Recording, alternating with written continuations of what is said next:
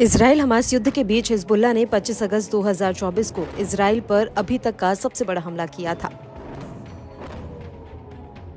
Hezbollah ने एक साथ में करीब 300 से ज्यादा इजराइल के ऊपर रॉकेट, मिसाइल और ड्रोन फायर किए थे। इनमें से अधिकतर हमलों को इजरायली सेना ने नाकाम करने का दावा किया था।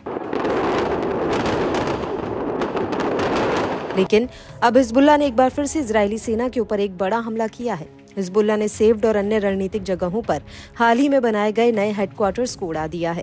हिजबुल्लाह का कहना है कि उसने सेव्ड के पास अयालिटे शहर में 91वीं डिवीजन के हेडक्वार्टर को निशाना बनाया है। इसके अलावा शिरागा बैरक्स में 146वीं डिवीजन के हेडक्वार्टर पर बड़ा हमला किया गया है। और इससे पहले 26 अगस्त 2024 को हिजबुल्लाह ने रामिया साइट पर आईडीएफ के जासूसी उपकरण को ड्रोन हमले में उड़ा दिया था।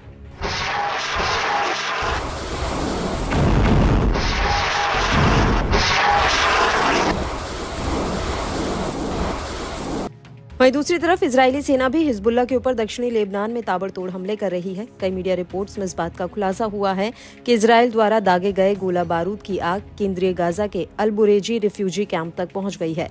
इसके अलावा लेबनान से नाटुआ सेटलमेंट की तरफ से भी आग फैल गई है। ये पूरा इलाका पश्चिमी अल जलील में आता है। इससे पहले मीडिया रिपोर्ट्स में इस बात की पुष्टि हुई थी कि हिजबुल्लाह के ड्रोन उत्तरी अक्का में जाकर गिरे थे, जिन्हें मार गिराने के लिए पश्चिमी अल जलील से इंटरसेप्टर मिसाइलें दागी गई थी। हालांकि इन हमलों के बीच इजरायली सेना के कई जंगी जहाज लेबनान के कई गांवों के ऊपर मंडरा रहे थे। ये जहाज टायर हारफा, कुसाइर हनीम, कफर किला और अल तैयबा में दिखाई दिए थे। हालांकि जब ये जेट्स घूम रहे थे उस वक्त लेबनान की तरफ से भी इजराइल में ड्रोन की घुसने की खबर आई थी। मीडिया रिपोर्ट्स के मुताबिक इस दौरान इजराइल के 6 सेटलमेंट्स में हवाई हमलों के सायरन बजने लगे थे।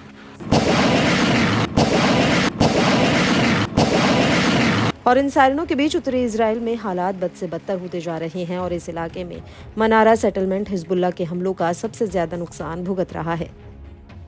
वहीं दूसरी तरफ हिजबुल्लाह के इन हमलों को लेकर अब इजरायली फौज के भीतर भी हताशा पैदा हो रही है। दरअसल आईडीएफ के पूर्व मेजर जनरल और पूर्व मिलिट्री ऑपरेशन के मुखिया इजराइल जिव का कहना है कि युद्ध की उपलब्धियां धीरे धीरे धूमिल होती जा रही हैं, क्योंकि जंग में आगे की रणनीति को लेकर कोई स्पष्टता नहीं है और इसकी वजह से इजराइल ने शुरुआत में युद्ध में जो जीत हासिल की है वो अब कमजोर होती जा रही है। साथ ही दूरगामी रणनीतिक फायदों पर भी एक शक पैदा हो गया है।